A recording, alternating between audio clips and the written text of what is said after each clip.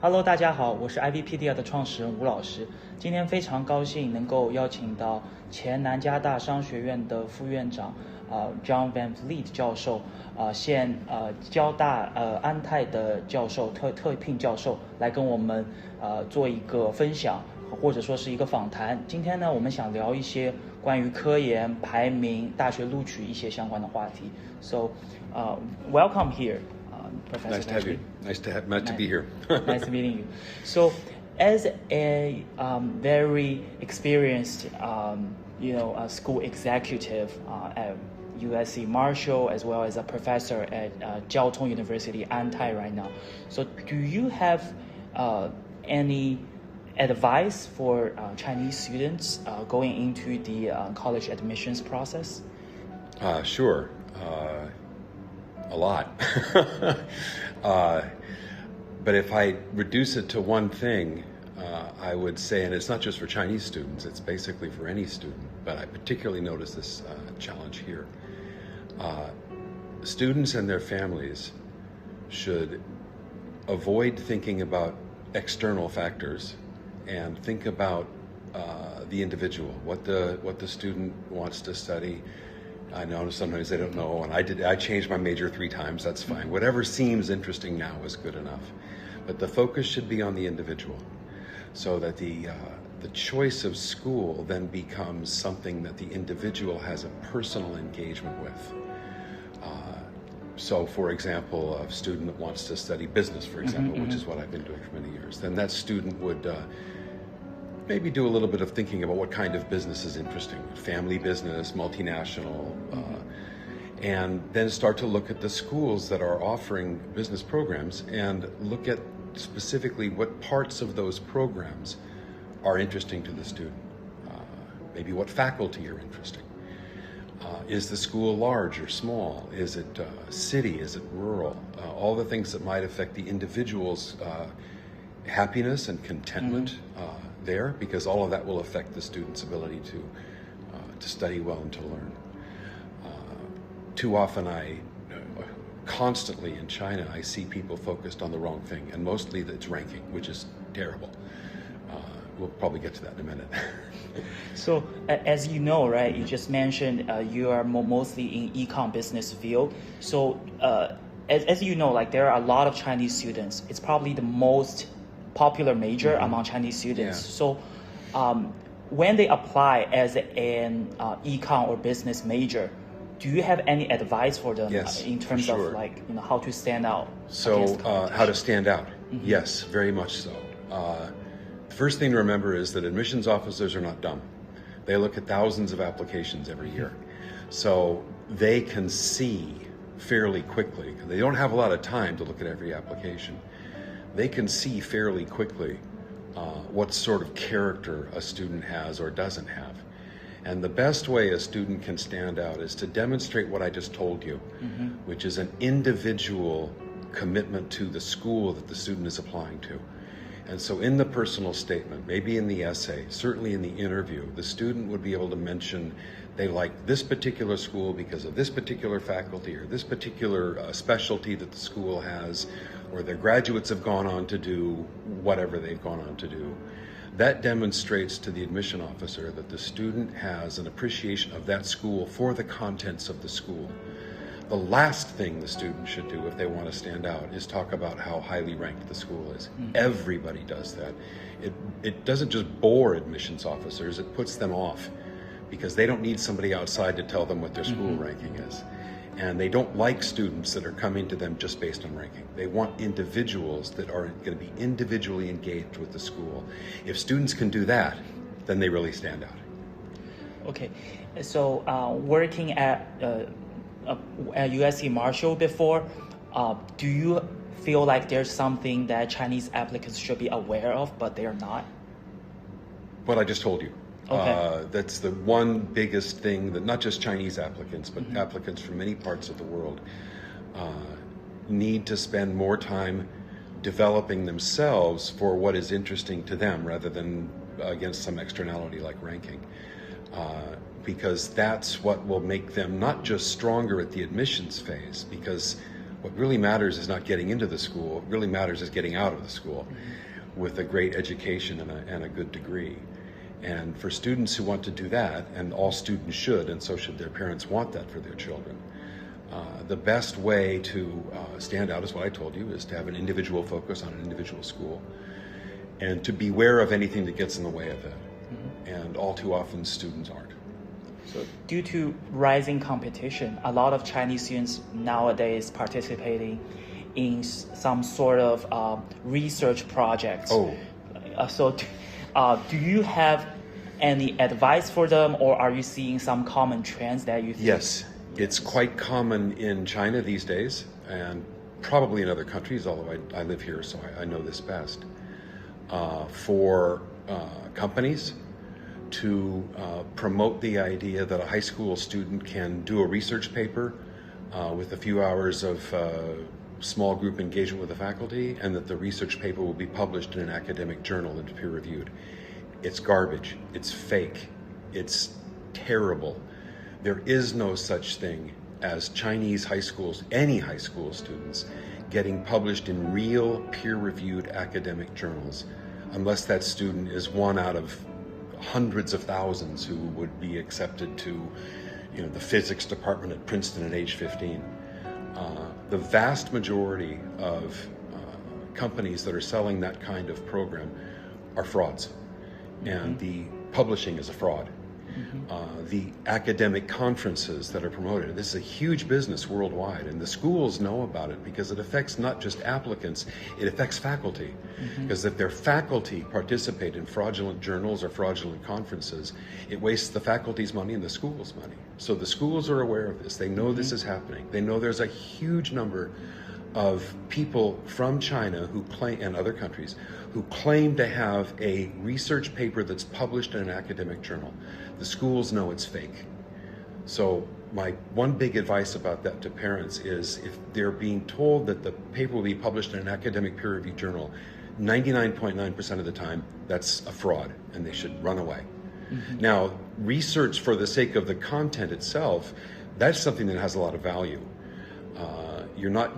You should not be getting promised to be published in an academic journal, but you could easily have a trade version of that research published in public media.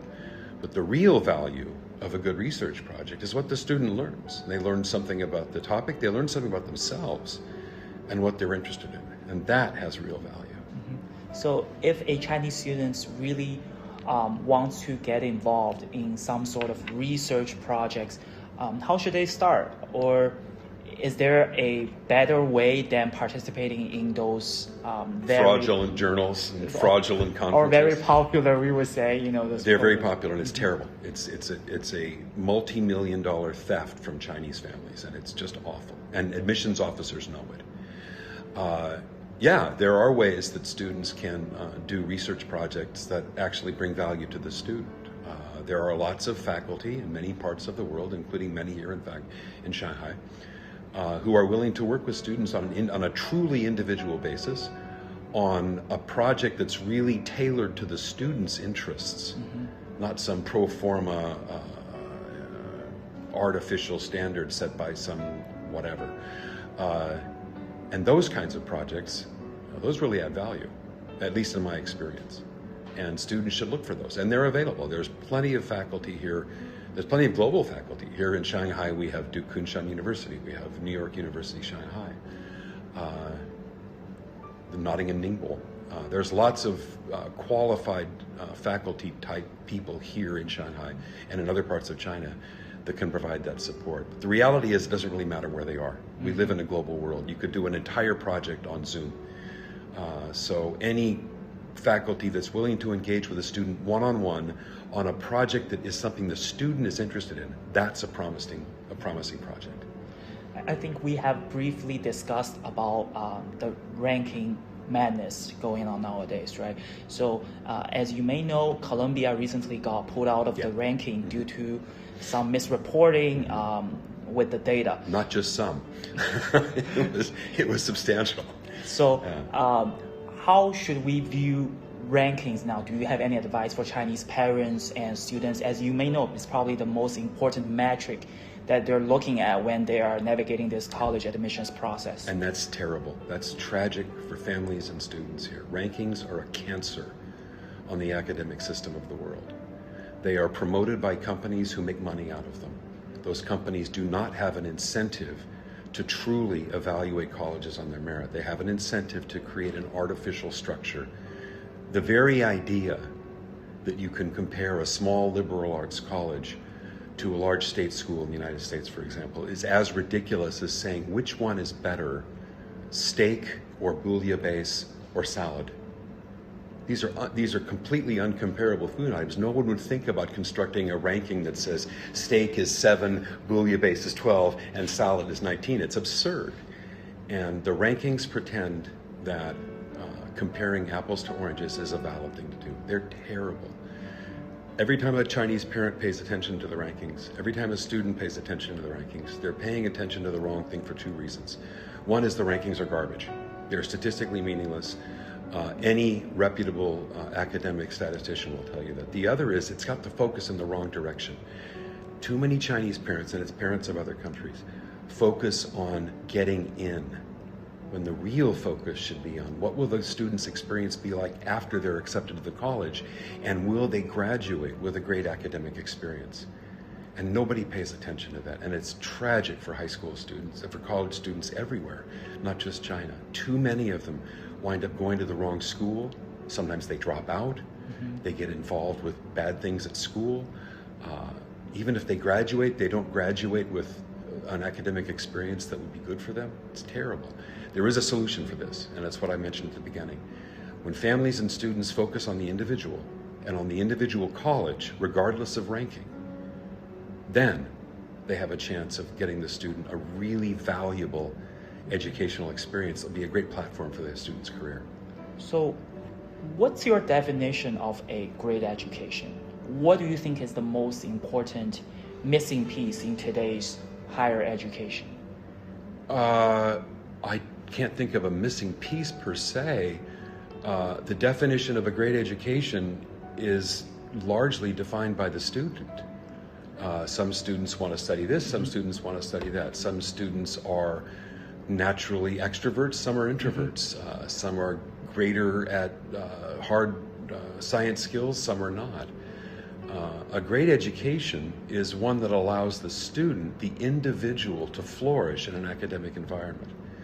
And the way to achieve that is to choose a school based on who the student is and what the student wants to achieve.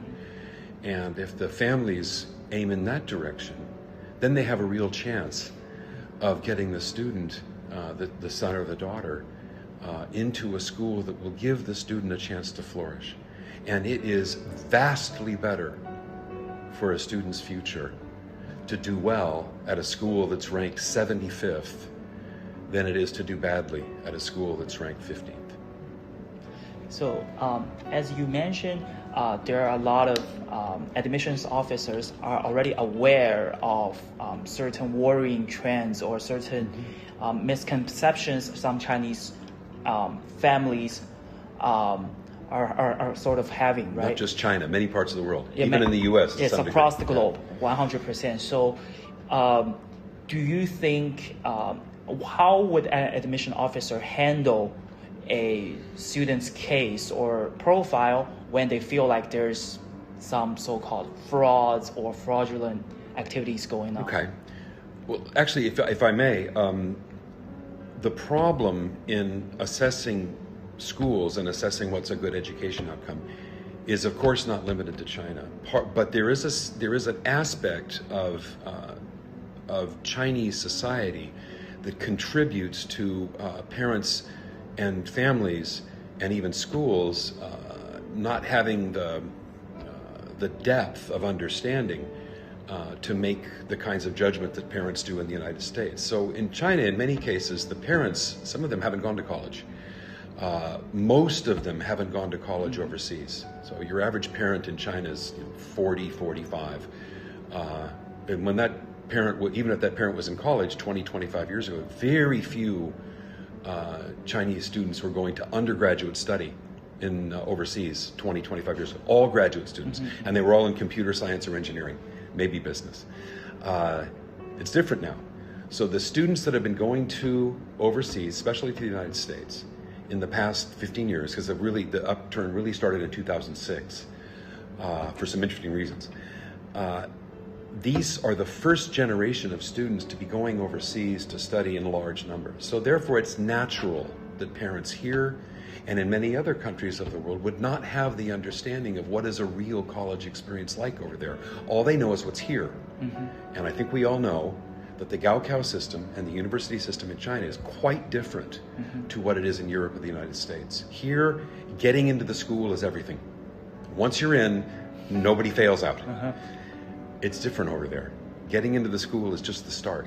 And what really matters is the academic experience you have inside. That's true for students anywhere. So come back to your question. What do admissions officers do when they see something that looks not good? Right? That's the question. So there's a couple of categories. Let me talk about rankings first. I happened to be on a panel in the before we had all the COVID, with admissions officers from leading schools around the world, including I was sitting next to somebody from Cambridge, one of the admissions officers from Cambridge. And as we were on break, she said, "John, we're Cambridge. We get lots of applications every year, and many of those applications come from students who clearly have applied to us just because of ranking." She said, "Do you know what we do with those applications?" I said, "Tell me." And she said, "We throw them away." Of course they do. They don't want students that are only interested in ranking, because the schools know that's an arbitrary, terrible measurement. They want students that are interested in the individual experience they'll have at the college. And so Cambridge is just one of many schools that will look at an application, and if the student is talking about how wonderful the school's ranking is or how famous it is or something like that, they'll probably discount that application. That will not help. It will probably hurt. Now, if the admissions officer finds evidence of something that's fraudulent, like a fraudulent publication, and most of the publications are, if they know it's fraudulent, then they'll reject the application. In many cases, they don't know, because there's so many of these fraudulent journals, nobody can keep track of them. What they do know is that there's a huge number of these coming from many countries, including China. So they just discount it. They don't pay any attention. I have yet to meet an admissions officer that looks at an application and sees a claim of a peer-reviewed journal article from a high school student and thinks anything other than, that's not likely to be true. It doesn't help. So I guess I have covered so many topics with you today. Do you have any final words that you wanna, or information that you wanna share with our audience? Let me end where I started. All of the families and students that are listening to you, and thanks to Ivypedia for making this opportunity happen. This is a great opportunity for families and students to learn more about what really matters. At least I hope so. When families and students pay attention to the individual, when they stop thinking about just getting into schools, and definitely when they stop thinking about just getting into ranked schools, and when they start thinking about the individual's experience once the individual gets to college, and whether that college will fit the individual through the 4 years of college experience as an undergrad, and really what the student will perhaps use that for after they graduate, then they do their family and the student a huge favor. They need to, in China, they need to, and this is also true for Japan and Korea, if they're thinking about the US system as if it's the Chinese system of Gaokao, and then once you get in, you're done, that's a mistake, because the system over there is very different. So they need to use a different mindset. And if they talk to people like you, who've had a lot of experience overseas and know the academic system there very well, then they're doing the right thing. Okay, thank you so much, Professor Van Vliet. Thank you.